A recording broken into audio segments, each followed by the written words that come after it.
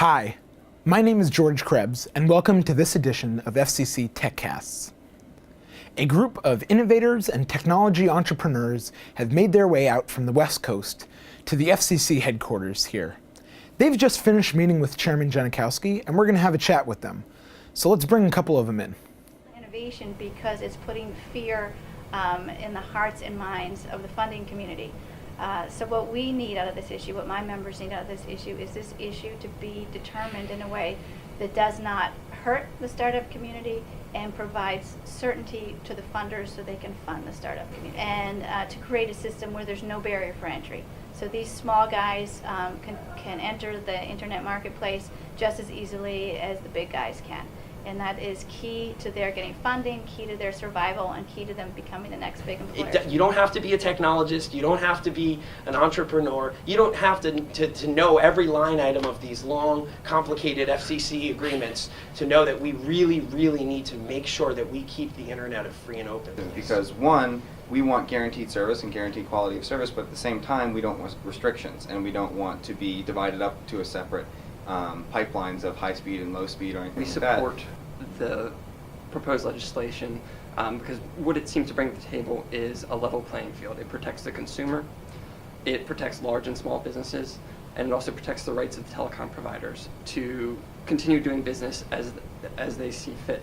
And overall, it's necessary regulation in order to prevent stifling innovation in the technology This just has to work. This just, the internet has to stay open and free, and there can't be these different pricing sets or restrictions that could slow down innovation. At this point, we feel that, and it's true, we can build a product and push it out to the market fairly reasonable and fairly reliable.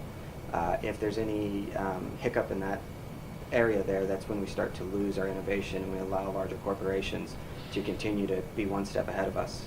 And as a small company, that's our leg that keeps us equal with them, to be able to know that we can access the internet, we can have access to broadband, and that it's not controlled by getting any legislation signed, whether it's in the middle or not, is really critical from a fundraising standpoint. We've got investors and venture capital firms that have been sitting on the sidelines waiting for a firm decision. An open system is critical in terms of interoperability for any of the solutions that we provide. It is so critical for us to look at what's coming in to make it a free process for people to be able to know the difference between the traffic on the web. And when we send safety and security messages, we need to make sure that they get across. We need to have some form, and we're all in the cloud now, right? Most of what we do is in the cloud. The issue is who's watching the cloud?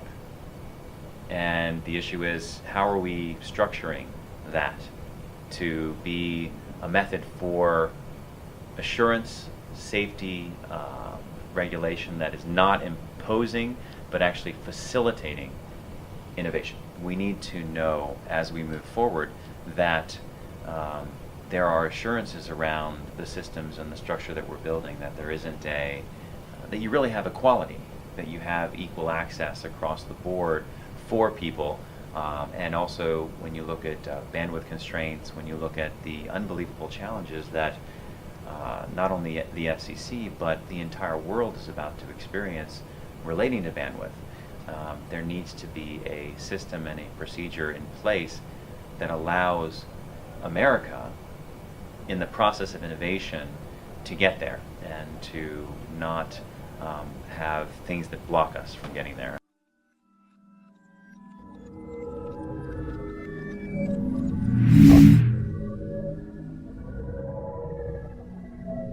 Thank you.